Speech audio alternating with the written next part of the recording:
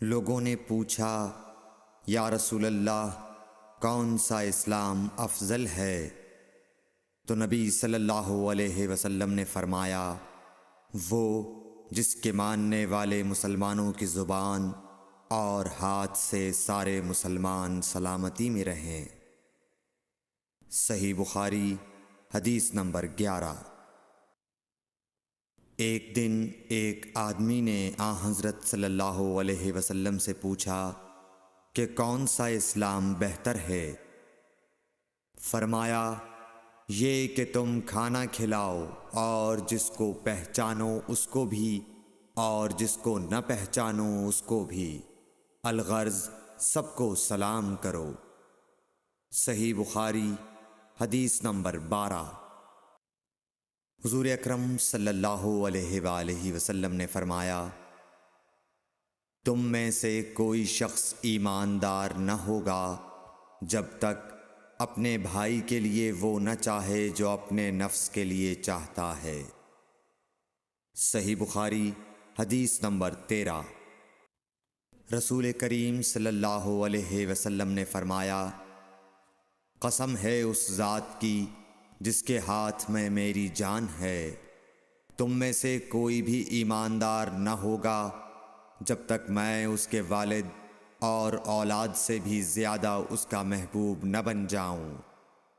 صحیح بخاری حدیث نمبر 14۔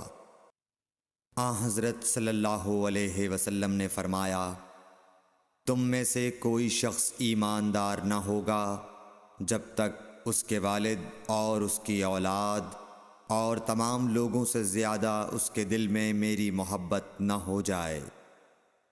صحیح بخاری حدیث نمبر 15۔ نبی کریم صلی اللہ علیہ وآلہ وسلم نے فرمایا، 3 خصلتیں ایسی ہیں کہ جس میں یہ پیدا ہو جائیں اس نے ایمان کی مٹھاس کو پا لیا۔ اول یہ کہ اللہ اور اس کا رسول اس کے نزدیک سب سے زیادہ محبوب بن جائیں۔ دوسرے یہ کہ وہ کسی انسان سے محض اللہ کی رضا کے لیے محبت رکھے۔ تیسرے یہ کہ وہ کفر میں واپس لوٹنے کو ایسا برا جانے جیسا کہ آگ میں ڈالے جانے کو برا جانتا ہے۔ صحیح بخاری حدیث نمبر 16۔ حضور اکرم صلی اللہ علیہ وآلہ وسلم نے فرمایا، انصار سے محبت رکھنا ایمان کی نشانی ہے اور انصار سے کینہ رکھنا نفاق کی نشانی ہے۔ صحیح بخاری حدیث نمبر 17۔ رسول اللہ صلی اللہ علیہ وسلم نے اس وقت جب آپ کے گرد صحابہ کی ایک جماعت بیٹھی ہوئی تھی فرمایا کہ مجھ سے بیعت کرو اس بات پر کہ اللہ کے ساتھ کسی کو شریک نہ کرو گے، چوری نہ کرو گے، زنا نہ کرو گے، اپنی اولاد کو قتل نہ کرو گے اور ناعمدن کسی پر کوئی ناحق بہتان باندھو گے، اور کسی بھی اچھی بات میں اللہ کی نافرمانی نہ کرو گے۔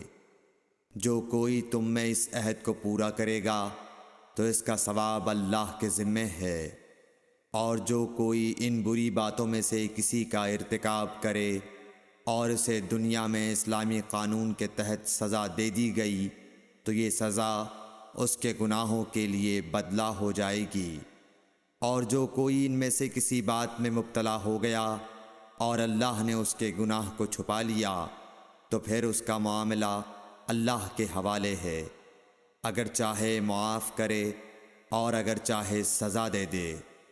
عبادہ کہتے ہیں کہ پھر ہم سب نے ان سب باتوں پر آپ صلی اللہ علیہ وسلم سے بیعت کر لی۔ صحیح بخاری حدیث نمبر 18۔